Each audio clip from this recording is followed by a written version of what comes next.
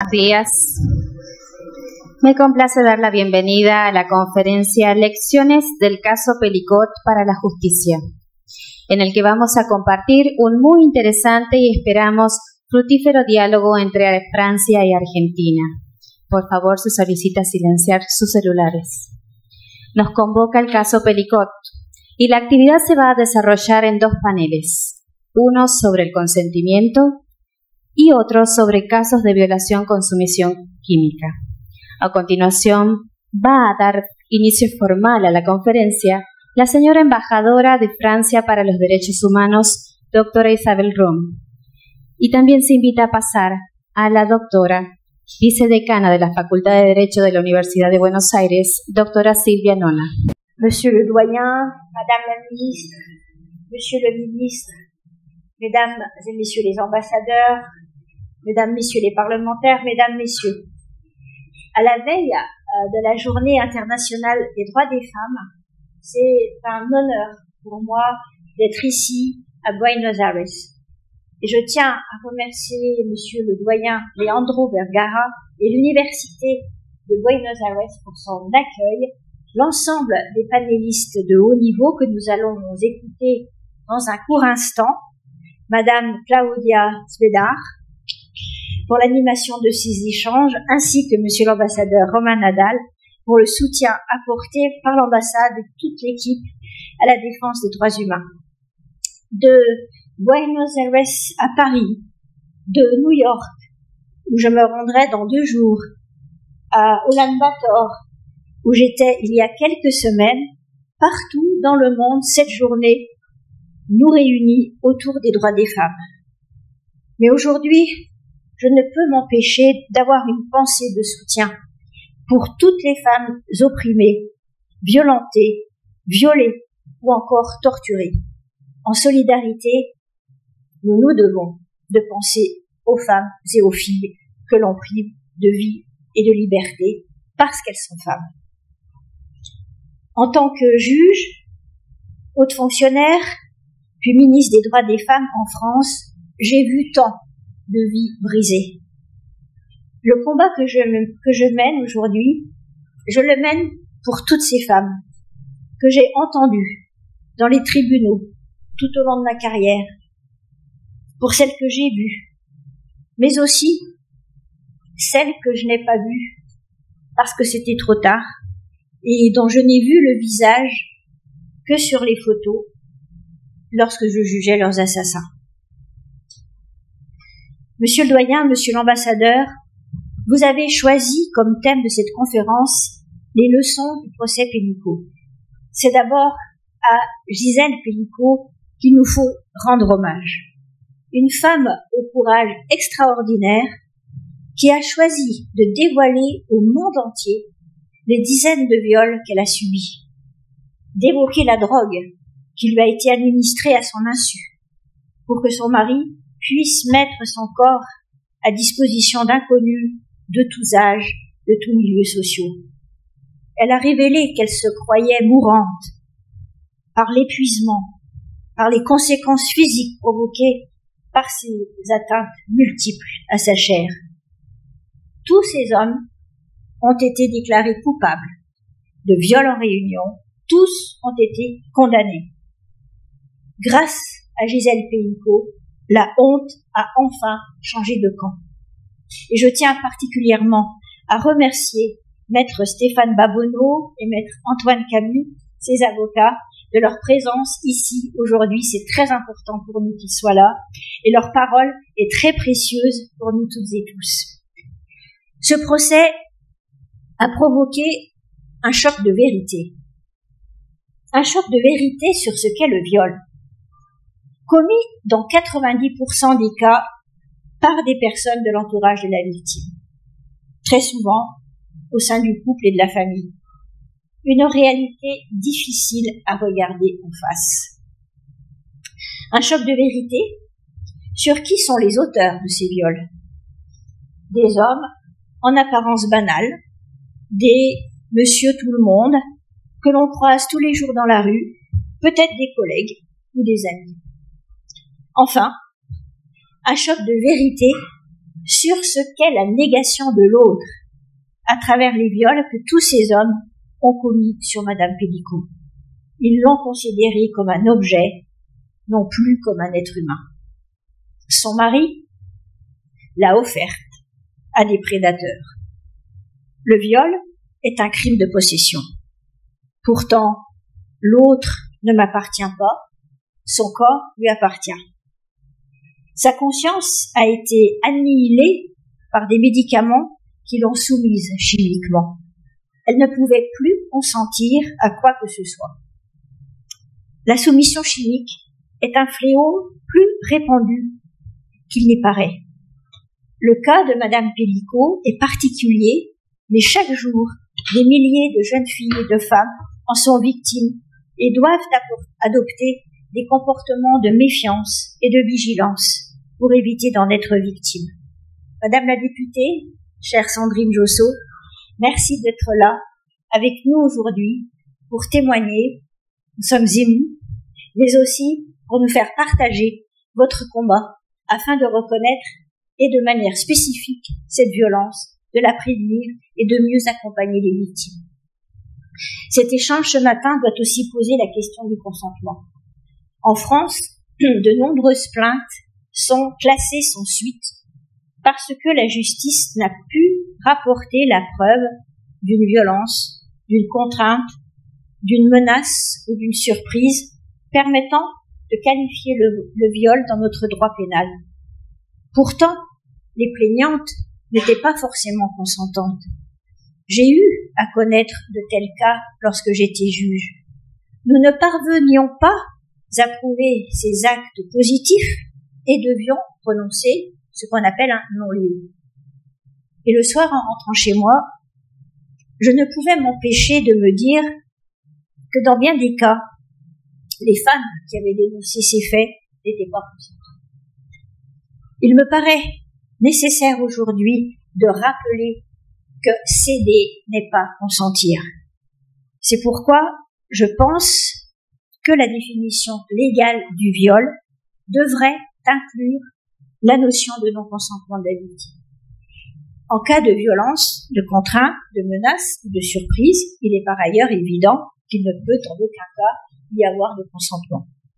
Et je me réjouis que le Parlement français se penche prochainement sur de telles évolutions de notre droit. Je crois en la force du droit. Et nous sommes dans cette université, quel beau symbole. Le droit nous préserve des idéologies et de leurs dérives, ainsi que de tous les fanatismes. Il ne laisse le champ à la subjectivité, ni même à l'appréciation morale qui peut conduire à l'arbitraire. À l'international, la référence à la Déclaration universelle des droits de l'homme doit continuer de nous éclairer. Chaque être humain doit pouvoir bénéficier de ses droits fondamentaux. Chaque être humain doit être respecté en sa dignité, du seul fait qu'il est humain. Chaque être est unique, mais les droits fondamentaux sont universels.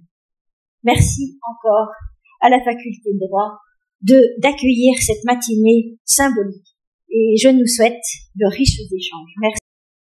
Señoras, señores, me honra estar acompañando la inauguración de este evento en el que se va a tratar un caso de trascendencia internacional, no solo para el derecho, fundamentalmente para la sociedad, para los derechos humanos. Lo hago en representación del señor decano, el doctor Leandro Vergara, que tenía una agenda muy complicada, pero de todos modos nos va a acompañar en el transcurso de la mañana, seguramente más sobre el cierre. Mi agradecimiento a quienes han organizado este evento, a la Embajada de Francia, a Noemí especialmente, con quien tuvimos tanto contacto, a la doctora Claudia Sbar, y la verdad es que agradezco hayan elegido nuestra Facultad de Derecho de la Universidad de Buenos Aires, que se caracteriza por ser un escenario, ¿no? Por ofrecer siempre un escenario de debate y reflexiones. algo que van a estar haciendo esta mañana y seguramente con mucho éxito. Así que muchísimas gracias por estar acá y estoy muy entusiasmada de compartir esta mañana con ustedes. Gracias. Muchas gracias por su palabra, señora embajadora y señora vicedecana. Agradecemos la valiosa participación en la organización y desarrollo de toda la actividad programada a la señora ministra de la Corte Suprema de Justicia de Tucumán, doctora Claudia Starr, que será nuestra host en toda la actividad. La doctora es doctora en Derecho por la Universidad Complutense de Madrid, postdoctora en Derecho de la Universidad de Bolonia, profesora titular de Derecho Procesal II y también de Derecho Procesal Constitucional de la Universidad Nacional de Tucumán. Es autora y coautora de 19 libros y numerosos artículos publicados en revistas jurídicas nacionales y extranjeras. A continuación vamos a dar inicio al primer panel, en el que participarán la doctora Susana Medina, presidenta de la Asociación de Mujeres Jueces de Argentina, doctora Adelina Loiano, profesora consulta de Derecho Constitucional y Derechos Humanos de la Universidad de Buenos Aires, doctora Sonia Palin, directora interregional de la Protección Judicial de la Juventud en el sur de Francia, y la doctora Estela Maris Martínez, defensora general de la Nación. Estaba previsto que participe, pero por razones personales de salud no podrá acompañarnos. Cedo la palabra a la doctora Starr. Buenos días a todos y a todas.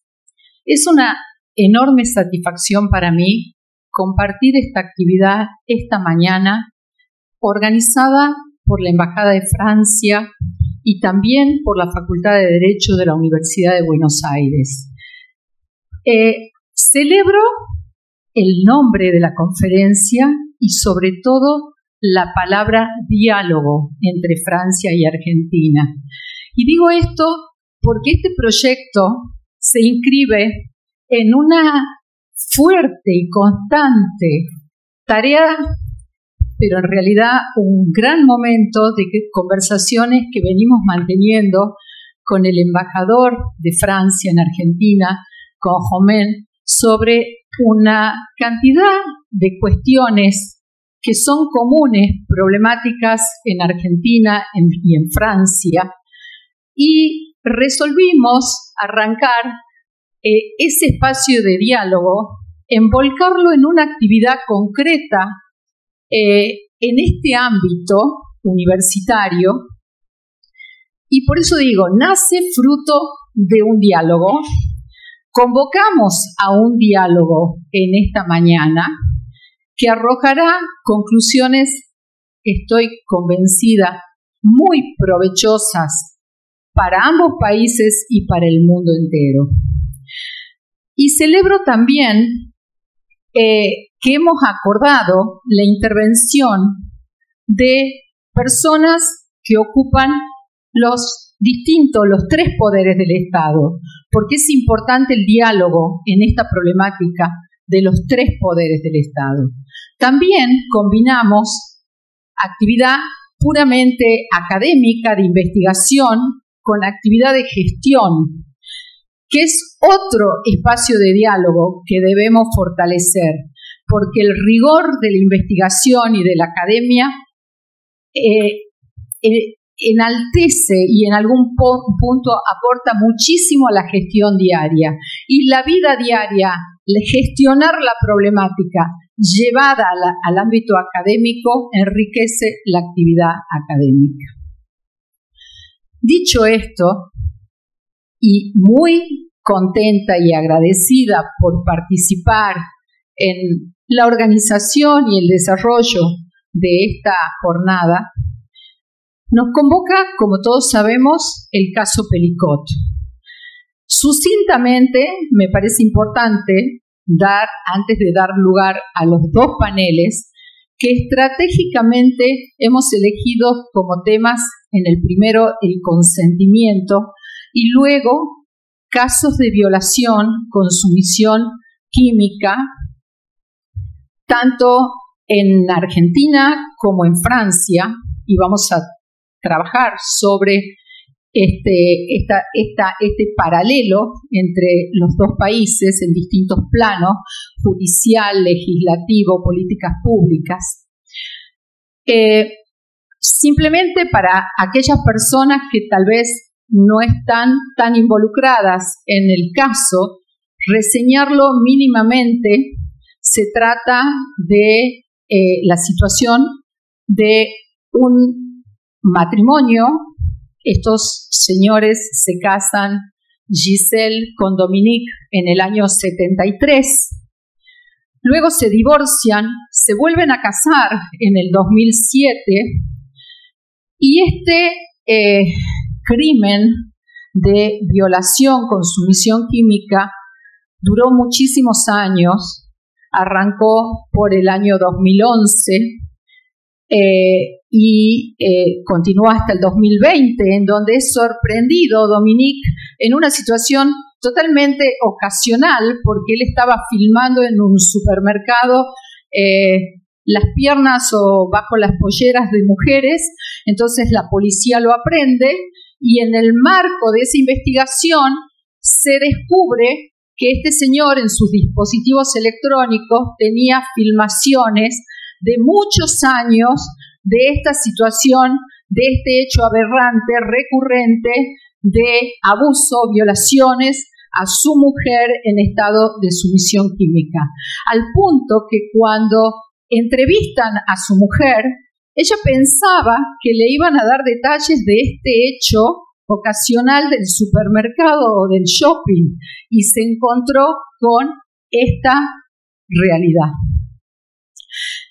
Finalmente, la Fiscalía promueve el juicio y se lleva a cabo el juicio en Vaucluse y transitó, como todos sabemos, desde septiembre a diciembre del año 2024. Fueron condenados. La pena mayor la tiene Dominique, con 20 años. Una segunda condena de 15 años de un señor que se llamó el discípulo, que no participó activamente de estas violaciones, pero discípulo porque aprendió y lo llevó a cabo con su mujer durante 12 años en las que sí participó Dominique. Y luego fueron condenados el resto de los participantes, 9 de ellos con penas hasta 10 años. Y hoy algunos de ellos, 13 si no me equivoco, formularon una apelación y la apelación se va a llevar a cabo, el juicio de apelación, el proceso de apelación se va a llevar a cabo este año 2025 en el Tribunal de Nîmes. Un poco esta reseña para ubicarnos sobre lo que vamos a trabajar. Me parecía importante para aquellas personas que quizás por alguna razón no han leído las circunstancias del caso. Dicho esto, me parece, y así fue la propuesta inicial, cuando conversábamos sobre el tema con Noemí en tantas ocasiones y hemos trabajado, el consentimiento. ¿Por qué arrancamos por el consentimiento? ¿Y desde qué perspectiva tenemos que hablar del consentimiento? Y el consentimiento, a mí, en primer lugar, me parece que tiene un fundamento y una raíz constitucional. O sea, no podemos pensarlo desde el punto de vista del derecho, sino a partir de la Constitución. También en el ámbito del derecho civil y también, por supuesto, en el ámbito del derecho penal. Consentir. Consentir etimológicamente significa sentir con, o sea, aquiescencia, permitir que algo pase. Esa es la definición desde lo etimológico de la palabra consentir. Y vamos a la Constitución. Yo quiero tirar algunos datos o rasgos o apreciaciones, son mías personales, antes de entrar en el debate y escuchar nuestras expositoras también para generar un plano de ubicación de la temática y de cómo lo vamos a abordar. Desde un punto de vista constitucional, sin duda, estamos hablando nada más y nada menos que de la libertad.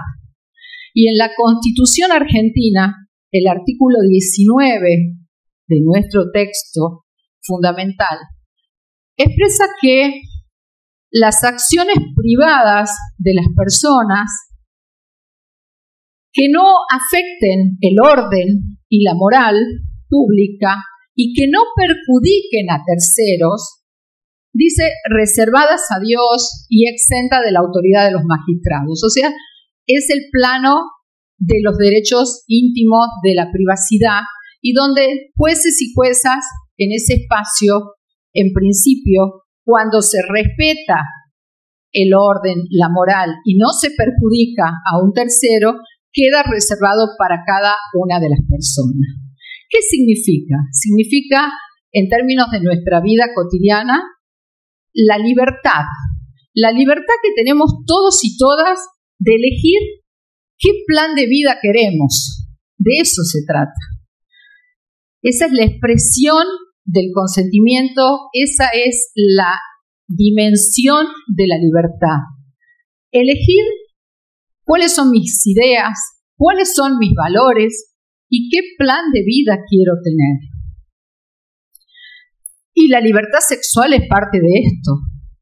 Es decir, es una manifestación de la libertad cuando hablamos de libertad sexual. No es otra cosa que la libertad en el plano de mis decisiones sexuales.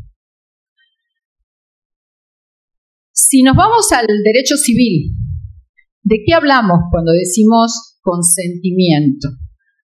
Lo primero, me parece que decir que el consentimiento apunta a un aspecto unilateral, o sea, se dice siempre es un acto unilateral, porque es de quien así lo decide.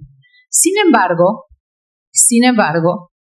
tiene y reconoce o registra algo previo, alguna relación con algo previo y muchas veces posterior, porque efectivamente cuando se consiente algo es respecto de algo que de alguna manera pasó, existió o se propone con anterioridad. Entonces es un acto unilateral, pero tiene una proyección y se inscribe en un marco de alteridad. El Código Civil argentino usa la palabra consentimiento en 104 oportunidades y el Código Civil francés en una más, 105 oportunidades. Encontramos la palabra consentimiento. Es verdad que es fisiológico, por decirlo de algún modo, porque la palabra consentimiento tiene muchísimas aristas.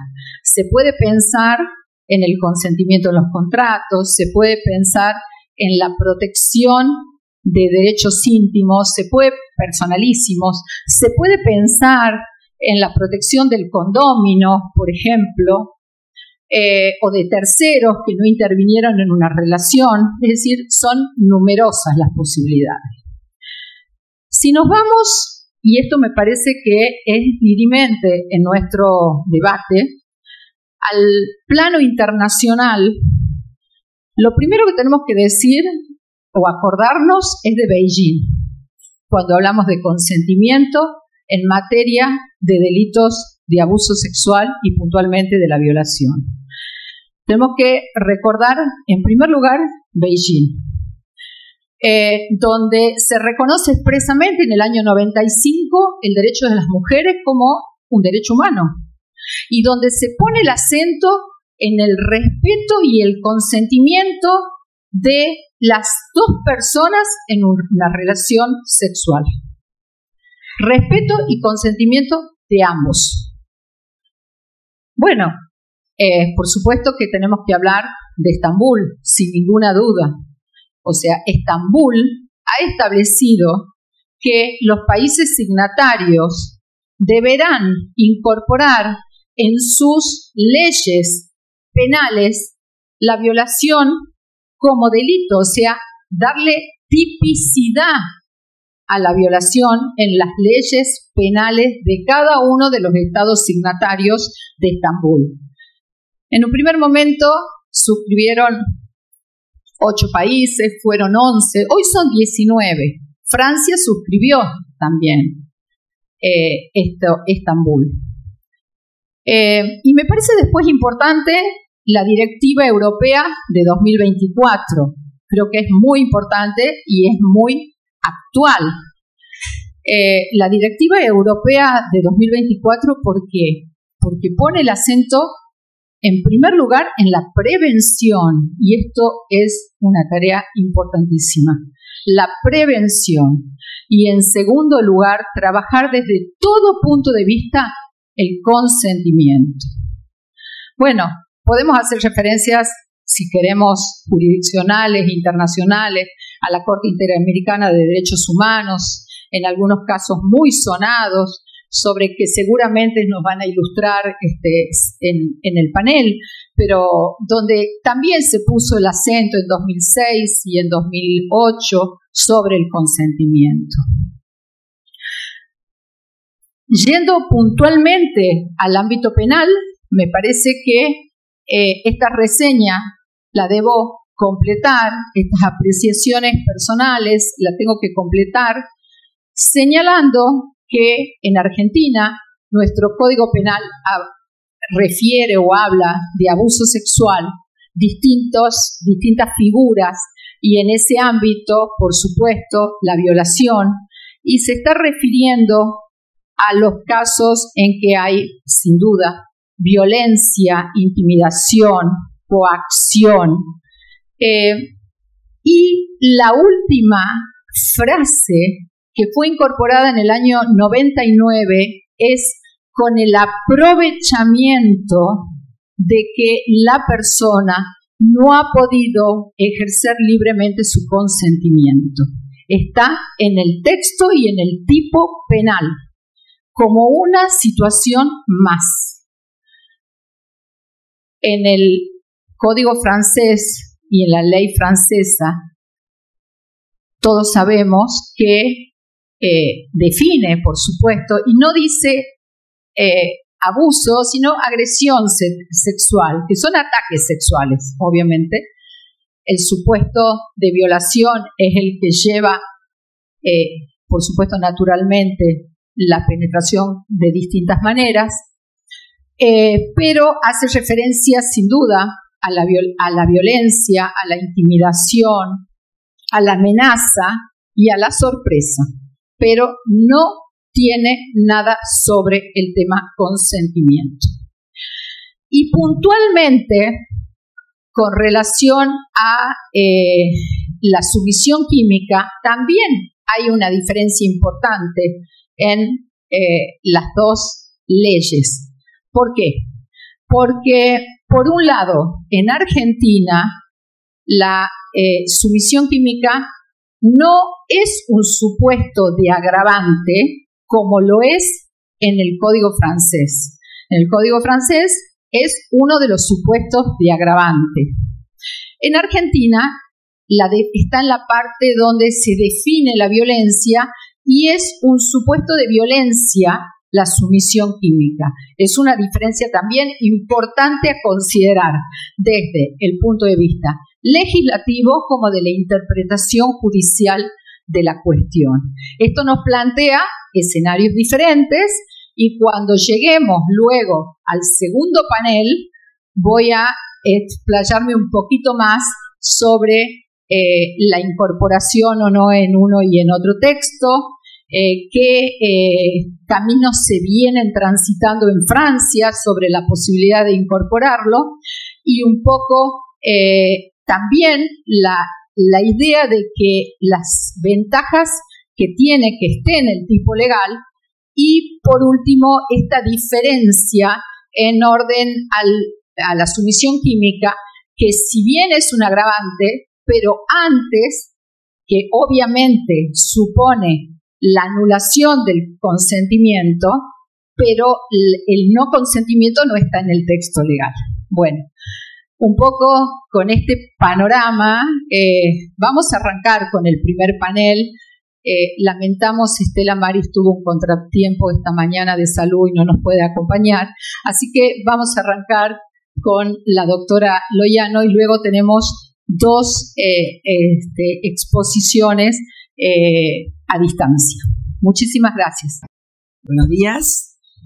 Bueno, en primer lugar agradecerles a la doctora Claudia Esbar, a la profesora, por haber pensado en mí para esta importantísima reunión, al señor embajador, al embajador en Derechos Humanos y a la vicedecana de la Facultad de Derecho, que es la que nos presta la casa. Yo creo que lo que ha planteado la doctora Esbar le viene muy bien para, espero no hablar demasiado rápido, y por favor que me controles el tiempo. Pero bueno, el tema del consentimiento, evidentemente, ya hiciste un paneo desde el punto de vista constitucional. Yo, compartiendo con ustedes la idea de que esto sea un debate y un intercambio, ¿no?, de ideas, que estoy segura que se va a dar, he visto algunos ítems. En primer lugar, yo creo que el caso es un caso por la trascendencia que tiene en cuanto a la magnitud del hecho, de los hechos. Como caso penal, es un caso penal, desde el punto de vista de lo que significa los que hacemos derecho y los que manejamos el tema de abusos y de libertad y de consentimiento. Pero claro, es evidente que la proyección que tiene en cuanto a la envergadura de la violación despierta el interés y como la idea es el diálogo, ¿no?, para ver qué es lo que sucede entre nosotros y este fallo, como les digo, he preparado algunos puntitos muy puntuales y muy cortos. Primero, el consentimiento como elemento fundamental de todo acto humano. El consentimiento solo puede configurarse cuando resulta de la voluntad de la persona que quiere o no quiere hacer algo. La voluntad del querer hacer o no hacer es algo inevitable en la condición de todo acto jurídico, ¿no?, en actos de nuestra vida. Sí observé, y lo ha marcado la doctora Esbar, que hay un obstáculo normativo en el derecho francés con respecto a que hay una ausencia de noción de consentimiento en la definición legal de violación. Me parece que eso para los penalistas debe ser un punto central. Para nosotros no es tan así, pero lo cierto es que este tema del consentimiento y de la voluntad y de la libertad parecería que no está demasiado explicitado en el Código Penal francés en cuanto habla de la violación como elemento fundamental de la violación. Pero claro, en este caso es súper fundamental el tema del consentimiento. El derecho constitucional en general, y hablaste también, habla de la libertad. Por supuesto, el consentimiento, voluntad, tiene en el principio la libertad de elegir mi proyecto de vida, lo que quiero hacer, lo que no quiero hacer. Hay un hilo conductor común, sí, en el derecho constitucional, yo diría en todas las constituciones, la libertad, por un lado, y el tema del derecho a la intimidad, que también lo ha planteado la doctora Esbar, es decir, no solamente la libertad en el hacer o en el no hacer, sino cuál es el ámbito donde una persona hace su proyecto de vida y vive de la manera que quiere hacerlo. Me parece que ese elemento también aquí es fundamental, y aquí sí veo una identidad constitucional entre Francia y Argentina, ni hablar, ustedes inventaron esto de que los derechos son libertades, y a mí siempre me encanta decir que siguieron diciéndoles libertades, mientras todos los otros hablamos de derechos. O sea que ahí bravo por Francia y por el aporte al derecho constitucional. Tercero, específicamente en el caso, el tema de la voluntad me parece que es un elemento fundamental. Voluntad como inicio de lo que va a ser o de origen de lo que va a ser el consentimiento. La valoración de tales actos en la sentencia me parece que no deja lugar a dudas. Es decir, toda la sentencia está trabajando sobre la falta de voluntad y la falta de consentimiento de la víctima. Y me parece que también eso está planteado como las consecuencias de tales hechos aberrantes en su persona, consecuencias físicas y psicológicas de las que da cuenta el pronunciamiento judicial. Por lo tanto, tercer punto para mí sería, el caso se centra en el tema del consentimiento, aunque desde mi punto de vista no lo desarrolla como debiera. Es decir, me parece que se quedó corto. pero todas las sanciones y todas las condenas tienen que ver con la ausencia de consentimiento, más allá de la sumisión química de la que hablas. El contexto, que sería la cuarta. El contexto nos lleva inevitablemente a temas muy complejos, vinculados con la libertad individual, la libre decisión, la subordinación, la ausencia de acuerdo, la sumisión y el sometimiento. Todas condiciones que dejan a la víctima en un total desamparo frente a la agresión inexplicable del sujeto agresor y sus secuaces. Porque desde mi punto de vista no sé si hubiera dado una sentencia tan diferenciada. Para mí son todos sujetos en el mismo grado, ¿no es cierto?, de perversión y en el mismo grado de afectación de los derechos. No son terceros, me parece, son protagonistas principales.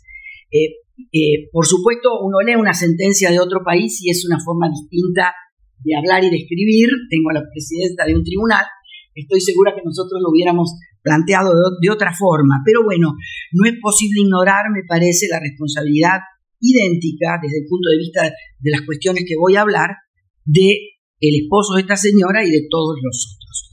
Quinto, ¿cuál es el núcleo central de esta amalgama de derechos violentados en la persona de la víctima? Es decir, ¿cuál es la columna vertebral? Para mí, en mi opinión, es la servidumbre o la esclavitud. Y acá entro en un tema que es el que más me interesaba plantear, porque yo creo que el fallo se queda corto con esto, y que debió haber hecho mucho más hincapié en esto que en el hecho puntual de la violación sistemática, reiterada, etc. Si hablamos de consentimiento, es claro que haya o no habido por parte de la víctima conocimiento real de lo que sucedía, que queda claro en la prueba que no. Lo cierto es que se manifiestan en el caso todas las características de la servidumbre, tal como se la define en los estándares internacionales. Y acá sí voy a saltar del derecho constitucional al derecho internacional, que es el que nos da toda la estructura para hablar de servidumbre. Hay un caso fundamental, mencionaste también que la Corte Interamericana y por supuesto el Tribunal Europeo han trabajado mucho este tema. Yo voy a centrar en un caso de nuestra Corte Regional, que es el caso Fazenda Verde contra Brasil. Es un caso de derecho laboral, de explotación laboral, ese sería el objeto del juicio, tramitado ante la Corte Interamericana, ¿no?, de Costa Rica, pero que habla muchísimo porque al no tener el derecho laboral en el Pacto de Costa Rica, se focaliza en la servidumbre. Entonces, voy a leer pequeños párrafos, ¿no es cierto? A partir del desarrollo, esto es el fallo Fazenda Verde.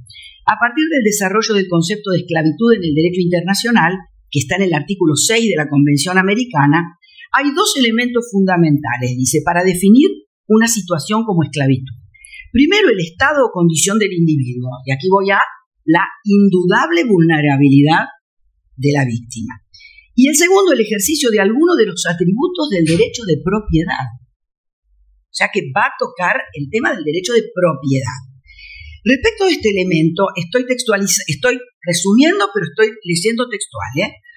El elemento propiedad debe ser comprendido dentro del fenómeno de la posesión, es decir, el control de una persona sobre otra. Me parece que cierra perfectamente. En ese sentido, el llamado ejercicio de atributos de la propiedad debe ser entendido en los días actuales, porque la Corte Americana como la Europea hacen una interpretación muy dinámica de la normativa internacional, mezclan y el tema del diálogo interjurisdiccional que ha venido hablando muchísimo los tribunales internacionales hace que podamos usar uno u otro en una forma indistinta. De hecho, tanto la Corte Europea como la Interamericana esto lo han tomado. El ejercicio de los atributos de la propiedad debe ser entendido en los días actuales como el control del ejercicio sobre una persona que le restrinja o prive significativamente de su libertad individual, con intención de explotación mediante el uso, la gestión, el beneficio, y ahí me quedo, porque parecería que estamos hablando de la persona como propiedad y estamos hablando de una explotación que me llevaría a otro tema. Pero vamos a ver. Para determinar una situación de esclavitud, tengo el Tribunal Penal Internacional ad hoc para la ex Yugoslavia, el Tribunal Especial de Sierra Leona y la Corte de Justicia de la Comunidad Económica de África Occidental. ¿Y cómo han definido la esclavitud? Buscando los elementos. ¿Cuáles son los elementos de la esclavitud? según la jurisprudencia y los documentos de derecho internacional. La restricción o control de la autonomía individual.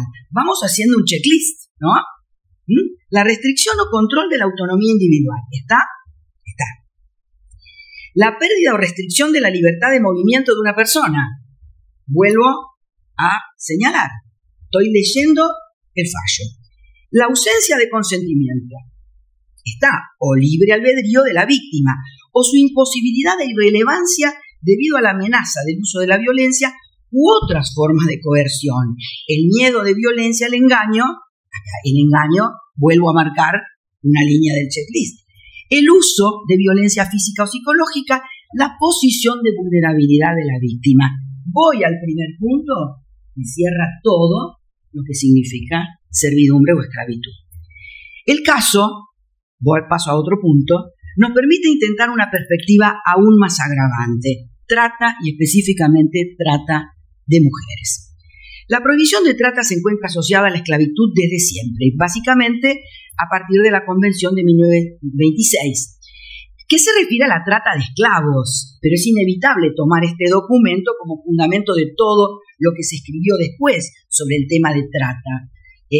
Tenemos una invitada, ¿verdad?, hoy para hablar específicamente del tema, pero a mí me parece que el fallo no apuntó a esto como debió haberlo hecho, porque estaba ahí. Específicamente la prohibición de trata de mujeres, niños y niñas es objeto de varios documentos internacionales, pero se consolida con el Convenio para la Represión de la Trata de Personas y la Explotación de la Prostitución Ajena, 1949. Si bien esa convención se dedica a actos de captación, transporte, traslado, bien lo que significa la mecánica funcional de la trata, me parece que no podemos obviarlo porque aparentemente parecería que esto no podría ser calificado como trata. Me está faltando, ¿no?, esa movilización, por así decirlo, de la persona. Pero cuidado, hay una convención de Naciones Unidas contra la delincuencia organizada transnacional, el Protocolo de Palermo. También me dirán ustedes, pero es delincuencia organizada transnacional. Vuelvo a insistir, en derechos humanos, los tratados, los tribunales internacionales utilizan cualquier normativa que se acerque y habilite la utilización de una figura que tenga trascendencia sobre la víctima y la violación de derechos humanos. Así que lo voy a usar como lo usaría seguramente el tribunal. Este protocolo de Palermo tiene mucho de trata y tiene mucho de esclavitud. Es del año 2000, aclaro. ¿Y qué dice? El siguiente párrafo, artículo 3. El consentimiento, porque no me quiero salir de mi tema, dado por la víctima de la trata de personas a toda forma de explotación intencional descrita en el apartado A, no se tendrá en cuenta el consentimiento, no se tendrá en cuenta, quiere decir, no le vamos a dar importancia al consentimiento, cuando se haya recurrido a cualquiera de los medios enunciados aquí. Y si bien parecería forzado utilizar esto, tengamos en cuenta que donde aparece el tema del consentimiento. Y esto es un estándar reiterado que ahora voy a volver otra vez al fallo de la Corte Interamericana, Hacienda Verde versus Perú, y dice, versus Brasil, perdón, y dice, la Corte, el parrafito es corto, la Corte Interamericana considera que a la luz del desarrollo ocurrido en el desarrollo internacional en las últimas décadas, y ahí me estoy refiriendo a la progresividad que permite utilizar normativa que venga de cualquier otro ámbito, la expresión trata de esclavos y de mujeres del artículo 6.1 de la Convención Americana debe ser interpretada de manera amplia para referirse a trata de personas. De la misma forma que la trata de esclavos y de mujeres tiene como fin la explotación del ser humano, la Corte no podría limitar la protección conferida por este artículo únicamente a las mujeres o a los esclavos, bajo la óptica de la interpretación más favorable al ser humano y del principio pro persona. En definitiva, había un parrafito que yo les quería leer con respecto al consentimiento, en cuanto a que no se puede analizar consentimiento como que lo hubo o que no lo hubo porque había algún elemento ahí que lo impedía, sino que la ausencia de consentimiento y de libertad en la decisión es lo que va a determinar la aplicación de la normativa. Entonces voy a intentar 4 conclusiones y termino. La primera, me parece que las características del caso lo ubican como una experiencia que puede analizarse desde 2 perspectivas.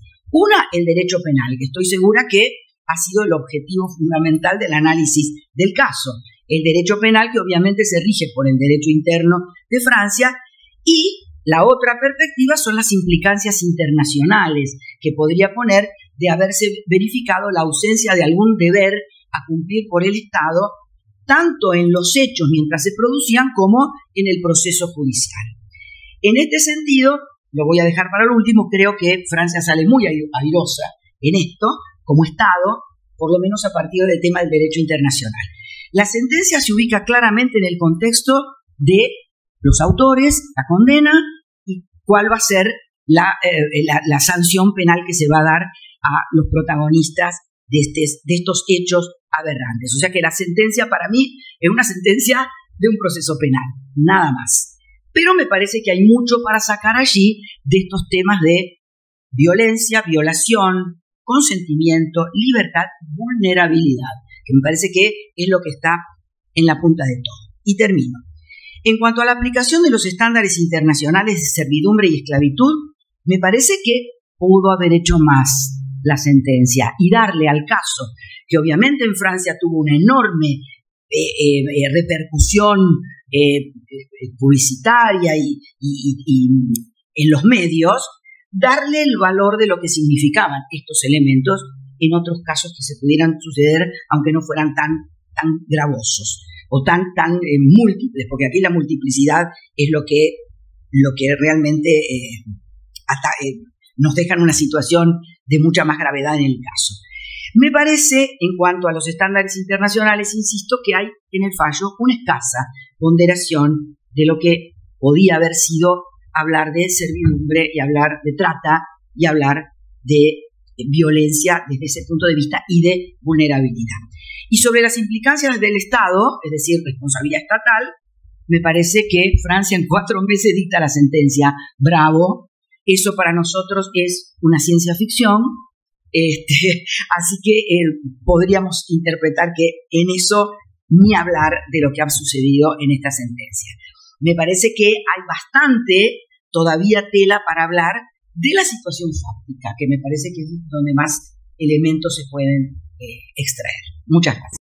Muchas gracias, doctora Claudia Sbar y doctora Adelina Loiano. Ahora, a continuación, hará uso de la palabra la doctora Susana Medina, quien nos acompaña por Zoom. Doctora, la escuchamos. Bueno, muy buenos días. La saludo desde Paraná, Entre Ríos. Por razones laborales, no pude llegar a la ciudad de Buenos Aires. Integro el Superior Tribunal de Justicia de la provincia de Entre Ríos, presido la sala del trabajo y aquí estoy en mi despacho. Fue un placer escuchar a las doctoras Adelina Loiano y a Claudia Sbar, distinguidas profesionales que me honran con su amistad y es muy lindo verlas. Mi agradecimiento a la Embajada de Francia en la persona de su embajador Román Nadal y a la Facultad de Derecho de la Universidad de Buenos Aires, prestigiosa institución que ha escrito importantes páginas de historia en la historia toda de la nación. Mi solidaridad con Giselle Pelicot, con su hija Carolina Dayan, también víctima de estos aberrantes, crueles, despiadados, obscenos, macabros hechos que han dejado profundas huellas en el alma y en el cuerpo de de estas mujeres que lo han padecido. Delitos que han afectado los más elementales derechos humanos de las mujeres, como la libertad y la dignidad. Y la dignidad y la libertad tienen íntima relación con el consentimiento, ya lo dijeron las colegas que me precedieron en la palabra. Lamentablemente no es el único hecho el de Giselle Pelicot que nos ocupa hoy, pero también ha habido recientemente, en enero del año 2024, el año pasado, fue arrestado en el centro de Londres un joven chino de 20 y pico de años de edad, que vivía en un lujoso apartamento en el centro de la ciudad de Londres por el que pagaba cerca de $5.000 mensuales.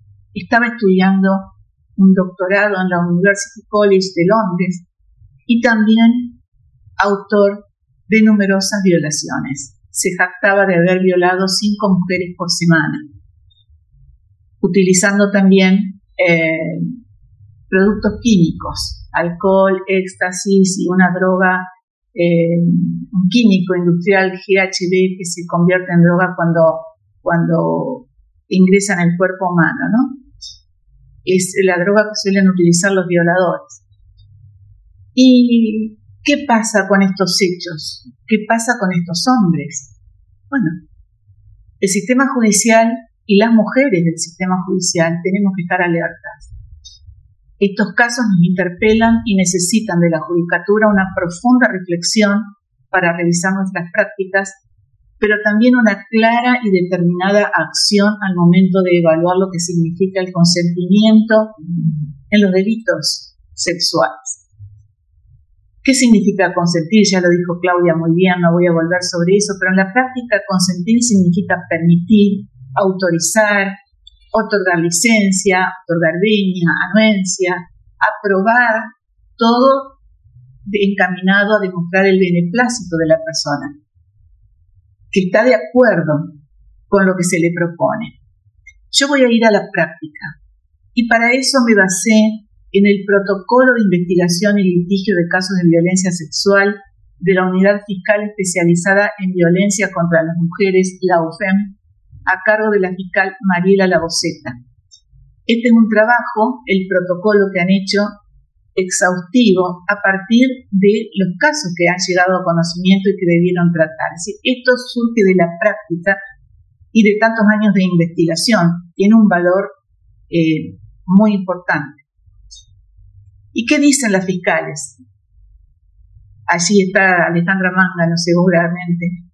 El consentimiento es una decisión libre, voluntaria, actual, de participar en una práctica o acto sexual con una o más personas, pactada en un escenario de autonomía y libertad sexual. Pero habrá violencia cuando al menos una de esas personas involucradas en esta práctica no consienta o no pueda consentir el acto sexual. El consentimiento de las mujeres o de las personas debe abarcar todos los actos y todas las características de la práctica sexual. Debe existir al inicio y durante todo su desarrollo. Y también puede ocurrir lo que llaman el consentimiento diferenciado, donde se acepta un acto sexual con determinado contenido, determinada modalidad, pero durante la realización sobreviene algo que no le gusta a quien está practicándolo, entonces su modalidad o su continuidad cambia, no está de acuerdo y en cuyo caso va a faltar el consentimiento y habrá violencia sexual. Concretamente, ¿qué dicen las fiscales en este protocolo? Que no habrá consentimiento cuando haya una manifestación negativa verbal o no verbal por parte de las víctimas, cuando exista uso de la fuerza, por ejemplo, la víctima maniatada, golpeada, lesionada, o cuando se hayan utilizado mecanismos para disminuir o anular su capacidad de resistirse. Cuando haya restricción temporal o permanente de la autonomía de la persona para consentir, basada en, y aquí es lo importante, la administración o suministro forzado de manera insidiosa, engañosa, de sustancias con la finalidad de disminuir las posibilidades de resistencia a la agresión sexual, lo que diríamos la sumisión química. Y aunque haya habido consumo de sustancias de manera voluntaria antes, como estupefacientes o alcohol, la concurrencia del consentimiento también debe ser evaluada con relación de la posibilidad de la autodeterminación real que la práctica sexual tenía la mujer en ese momento, y no sobre la voluntad de consumir estupefacientes y alcohol. Porque dicen, ella se drogó, ella tomó alcohol, ella lo consintió. No, no es así. Desde luego debemos rechazar todos los argumentos que pretendan responsabilizar a la persona por someterse a la agresión sexual con ingesta previa de tales sustancias, aunque esta ingesta haya sido voluntaria. Tampoco habrá consentimiento en estados de sueño, de somnolencia, desmayo, cualquier estado de inconsciencia, como le pasaba a Giselle Pericot, o una limitación física para oponerse. Cuando ha habido amenazas, desde luego, cuando hay un abuso o una intimidación en una relación de dependencia, por ejemplo, el jefe con la empleada, el profesor con la alumna, que haya una relación asimétrica de poder entre víctima y victimario. Cuando haya aprovechamiento de alguna circunstancia de vulnerabilidad, lo mencionó Adelina recién, por la cual la persona afectada no haya podido consentir libremente la práctica sexual, cuando haya habido aprovechamiento en un contexto coercitivo y por las circunstancias del caso no sea posible prestar consentimiento porque el agresor o los agresores, como fue en este caso, se valieron de la limitación, de la falta de capacidad de la persona afectada. Durante conflictos armados, sabemos, tenemos noticias de que en las guerras las mujeres son víctimas de violación, las niñas, en contextos represivos, en situaciones de detención o encierro. Cuando la persona es menor de edad, por supuesto, menor de 13 años de edad o tuviera entre 13 y 16 años de edad si se aprovecha la inmadurez sexual de la víctima. Cuando existan discapacidades físicas o psíquicas, temporales o permanentes que anulen o limiten la capacidad de consentir la actividad sexual, dificultades para comunicarse, trastornos mentales, alteraciones cognitivas, emocionales. Y por supuesto, la judicatura, la magistratura, tenemos que estar alertas y al investigar estos hechos lo tenemos que hacer con lo que llamamos la perspectiva de género, esto es tener una mirada tridimensional, ¿no? Una mirada amplia, generosa, inclusiva, no estereotipada, no sexista, una mirada que no deje a nadie ni a nada atrás. ¿Y eso qué significa? No podemos inferir el consentimiento de ninguna palabra o conducta ni del silencio o pasividad de la persona. Si hay fuerza, coacción, amenaza, porque muchas veces escuchamos en los testigos, ella no dijo nada. Ella sintió, no dijo nada, se quedó callada. No, eso no es así. No podemos inferir el consentimiento de un silencio de la víctima. Del consumo voluntario. Lo dije, del consumo voluntario de sustancias o de alcohol, o de las reacciones fisiológicas que el consumo de sustancias o de alcohol hayan producido en esa víctima. El comportamiento sexual pasado de la persona, porque dicen, tuvo muchas relaciones, tuvo muchos novios. Esto no es así. El comportamiento sexual del pasado de la persona no puede ser un indicio de consentimiento. La falta de resistencia de la persona. Es frecuente que en los ataques sexuales las personas guarden silencio y no ofrezcan resistencia por vergüenza, por una serie de razones, el miedo a represalia, por ejemplo, contra ella misma o contra sus hijos o allegados o familiares. Muchas veces la voluntad de proteger a otras personas cercanas como el núcleo familiar hace que las personas callen. Bueno, ese silencio no puede ser tenido en cuenta como un consentimiento.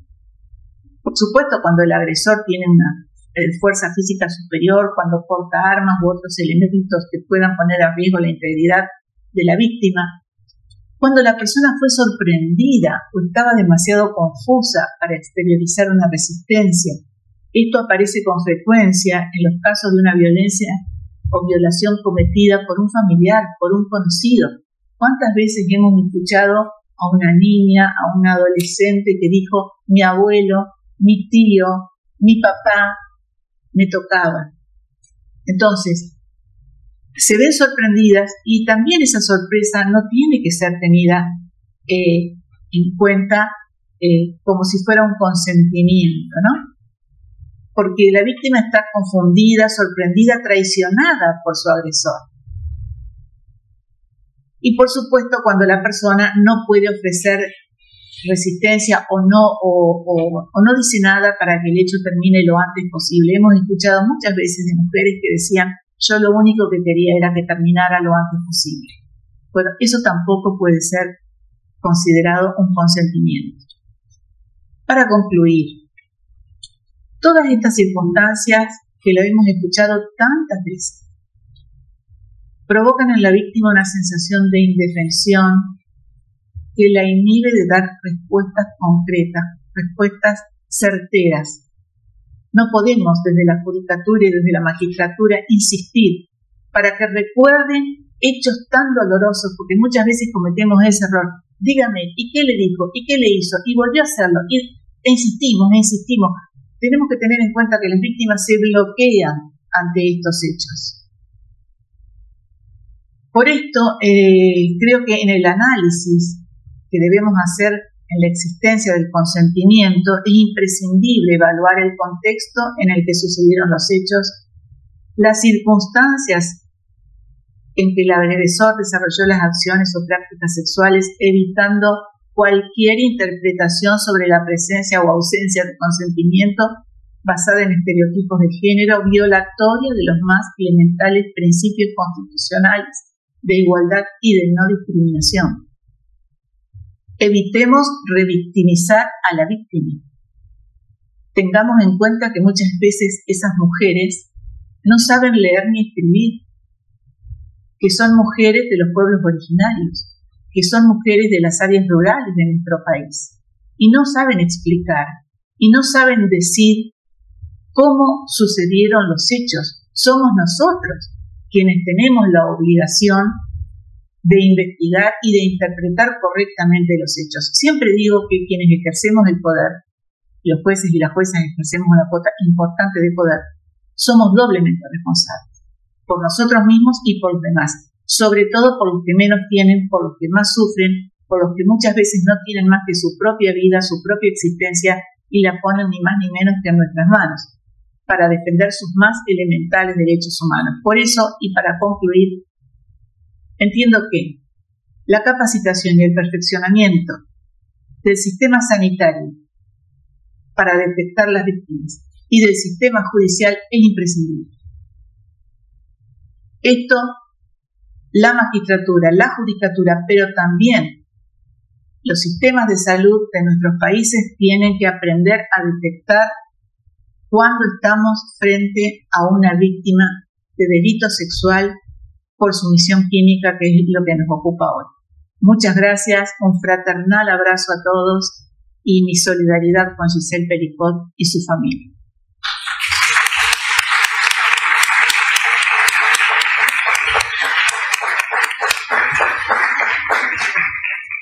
Muchas gracias, doctora Susana Medina.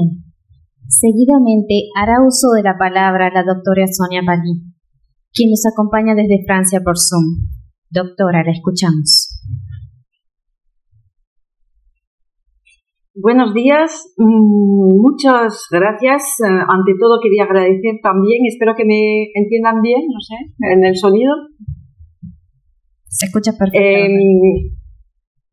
La Universidad de Buenos Aires y la Embajada de Francia por la invitación, la oportunidad de intervenir en un tema tan esencial. Voy a intentar completar lo que ya se ha dicho con muchas justezas por las personas que han intervenido antes que yo y perdonar los fallos por el español que no practico tanto como quisiera. Me parece, como se ha dicho ya, el caso de Pelicot tuvo una resonancia internacional y también relance en Francia el debate sobre la inclusión formal del consentimiento en la definición de violación en el Código Penal francés. Primero quería hacer una pequeñita precisión, es que es excepcional que este juicio haya sido público y es verdad que también quisiera agradecer, porque hay que tener mucho coraje para intervenir como víctima y lo que se ha visto, lo que se ha pasado cada año, cada día, ante esa intervención excepcional de esa víctima que nos da a reflexionar y que permite relanzar ese debate tan esencial. Eso es lo que quería decir sobre la publicidad y la importancia, y muchas gracias a la señora Pelicot y a su familia por este hecho que ha sido muy duro y sus abogados, pienso, lo van a explicitar. Para entender la posición de Francia, yo creo que hay que entender que la criminalización de la violación es un lento camino, que hay que esperar la Revolución Francesa en 1789 para que violación no sea reprimida por el simple hecho de haberse apropiado la mujer de otro. 1994, para que el Código Penal complete su definición, que es más o menos actual, como cualquier acto de penetración sexual de cualquier naturaleza cometido sobre la persona de otro mediante violación, coacción, amenaza o sorpresa. Hay que esperar 2006 para que se introduzca la circunstancia agravante fundamental de violación al perjuicio de la pareja, aunque el Tribunal Europeo de Derechos Humanos había ya validado la noción de violación entre esposos, refiriéndose al carácter por esencia degradante del acto de violación en relación con una concepción civilizada del matrimonio en una decisión de 1995. 2008-2021 se amplía la definición del crimen a los actos cometidos a la persona del autor y a los actos bucogenitales. Y hay que esperar 2021 también para que se cree un caso autónomo de violación en presencia de una relación sexual entre un adulto y un menor de 15 años. O sea que en ese caso, menos de 15 años, como se ha dicho antes, no hay que aportar la demostración de una ausencia de consentimiento para caracterizar el crimen. Y eso era una verdadera dificultad en derecho francés y para los tribunales que aplicaban el derecho. Así que, si resumo, hoy en día en Francia los tribunales se enfrentan a la cuestión fundamental del consentimiento en dos momentos. Cuando voy a examinar el elemento material del delito, del crimen, la ausencia de consentimiento se materializa por violencia, que puede ser física o moral, coacción, amenaza o sorpresa ejercida por el autor bajo la víctima. Y cuando el tribunal examina el elemento intencional, que en derecho francés son esos dos exámenes para cualificar, ya que hay que demostrar que el autor ha actuado voluntariamente en plena conciencia de la ausencia del consentimiento de la víctima. Quería también insistir que tras todas estas reformas legislativas, a lo largo de los años los tribunales fueron extendiendo la noción de sorpresa. El consentimiento sorprendido es el consentimiento dado, pero no en pleno consentimiento. Porque a lo largo de los casos nos hemos enfrentado en la evolución de las redes sociales, los sitios web de cita, el uso masivo de drogas en los bares y en las discotecas, como el rohypnol, que se habla de droga del violador, que han conducido poco a poco los tribunales a utilizar más a menudo esa noción de sorpresa que antes la utilizábamos un poco más para los menores, para el consentimiento. En 2019, la Corte de Casación francesa consideró que cuando el violador usa de una estratagema destinada a disimular identidad y características físicas, hay violación. Era por medio de Internet, de la web. En 2024, en septiembre, la Corte también de Casación validó una decisión de una Corte de Apelaciones que declaró culpable un acusado de agresión sexual con el motivo que procedió a contactos sexuales mientras la víctima estaba dormida y que continuó a actuar cuando estaba en un estado de postración porque se había despertado, lo que establece que el agresor actuó en pleno conocimiento de la ausencia de consentimiento. Aquí nos acercamos de lo que tuvo que examinar el tribunal en el caso de la señora Pellicot, y dejo para el segundo panel sus abogados explicitar los problemas, las cuestiones, las preguntas más aprofundidas sobre todo, porque ahí es donde va a haber el problema, a los otros autores, no el marido, sino los otros, la cuestión de saber si sabían que la mujer no había consentido, y eso fue una dificultad bastante importante. Así que con esta extensión de la noción de sorpresa, ¿por qué debatir de nuevo de la inclusión formal de este término? Pues yo quería insistir, como se dijo al empezar nuestra intervención esta mañana, mirar las cifras.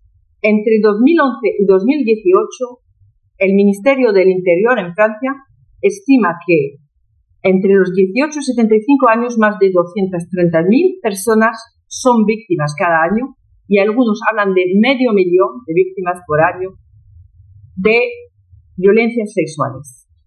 De ese número, 80% no señalan los hechos a las autoridades. Y de ese número, en caso de denuncia, el 70% acaba sin consecuencia.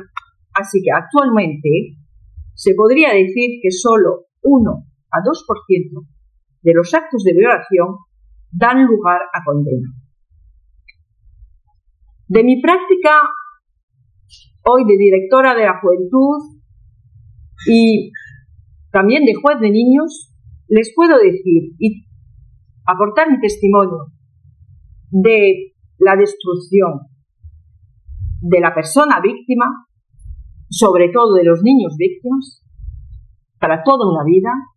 Se habla de muerte también, lo que las víctimas dicen es como una muerte, y también de las víctimas, del impacto de las víctimas directas e indirectas en la célula familiar. Así que hoy en día es imprescindible volver a cuestionar en el derecho francés la introducción de esa noción. Si le puedo resumir las dos posiciones, y es muy fácil porque hay una misión multipartidista que ha hecho un resumen de las posiciones de los profesionales de derecho, de abogados, de magistrados, de víctimas, de toda la gente que han podido encontrar. Dos tesis. Algunos profesionales como Audrey Dansonville, que es profesora de Derecho francés, considera que definir el crimen de violación introduciendo el término de consentimiento permitiría invertir el enfoque de la encuesta. Se va a preguntar al sospecho si se ha interesado el consentimiento. También otra jurista como Catherine Lemaguerès, que defiende la introducción de la noción de consentimiento exigiendo la existencia de un sí explícito y continuo, refiriéndose a la reforma en Cámara, que modificó su código criminal introduciendo esa definición. En Francia, Denis Salas, por otra parte, que es un magistrado, se interroga qué sería en caso de una voluntad de retiro de un consentimiento a una relación consentida inicialmente. ¿Vamos a exigir una forma de continuum de la relación o el rechazo ulterior podrá tenerse en cuenta? Para él, solo una apreciación concreta de cada situación, lo más cerca posible de la narrativa de la víctima, en la audiencia que asegura el contradictorio, permite de formarse una convicción y precisa que el grano del consentimiento es tan fino que nos escapa continuamente. Dos abogadas, Marie Dossé y Laure Niche, consideran que esa evolución legislativa provocaría una inversión del cargo de la prueba hacia las víctimas. Las denunciantes tendrían que demostrar que no han consentido al acto. Según estas abogadas, es hacia el comportamiento del autor que debe confluir los debates sobre lo que no ha querido ver, lo que evitó mirar, lo que se aprovechó.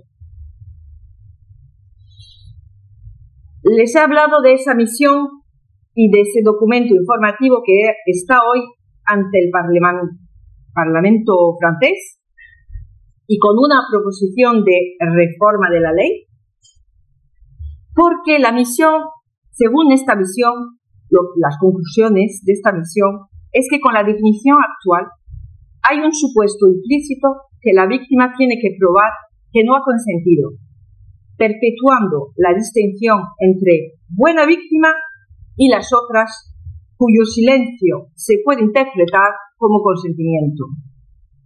Insiste esta misión en las zonas grises a las que la inclusión de la ausencia del consentimiento pondría un término.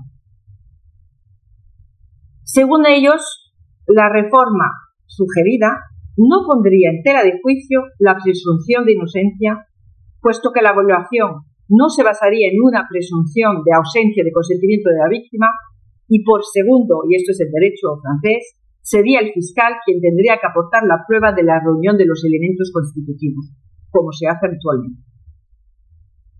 También la misión ha intentado responder a inquietudes de algunas feministas que corrían lo que llaman la trampa del consentimiento. Se han previsto en el mecanismo de la nueva ley, de la reforma propuesta, tener en cuenta las circunstancias en las que el consentimiento ha sido recopilado y la situación en la que se encuentra la demandante. Por concluir, quisiera insistir en el hecho que ciertamente la legislación no va a resolverlo todo. Debido a esta cultura de violación demostrada de nuevo en el juicio de Mazán y de la vulnerabilidad estatutaria y social que caracteriza a la mayoría de las víctimas de violación. Debido también al tratamiento judicial demasiado largo, en correlación con falta de medios de la cadena judicial. Pero lo que está comprobado es que la definición de la violación actual constituye un obstáculo mayor al enjuiciamiento de los abusos sexuales. En los tribunales franceses, los acusados aseguran que no pegaron a la víctima, no la amenazaron, no usaron de coacción, no la sorprendieron, ya que la víctima debía saber lo que le esperaba. Lo que aseguran es que respetaron los términos de la ley, la cual a ningún momento les impuso pedir cualquier cosa a la víctima. A lo largo de cada juicio se puede ver finalmente que los autores han perfectamente asimilado las tonalidades y ambigüedades de la ley francesa, que no les impone asegurarse del consentimiento de la persona que tiene enfrente de ellos. Con el caso Pellicot, se plantea de nuevo con más acuidad la cuestión del consentimiento desde un punto de vista jurídico, pero también societal, a través de la reacción del público numeroso que no faltó a acudir para saludar el coraje de la víctima a la salida de cada día de audiencia.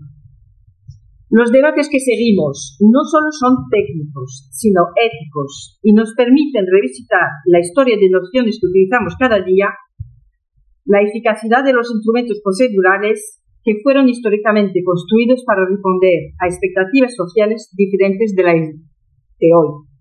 Mi convicción profundo, para acabar, tras una experiencia de funciones jurídicas de más de 25 años, es que debemos evolucionar imperativamente para asegurar una real protección de las víctimas ante un verdadero flagelo que debe ser combatido sin tregua, para una sociedad más justa, más digna, más inclusiva y más respetuosa de los derechos humanos. Muchas gracias.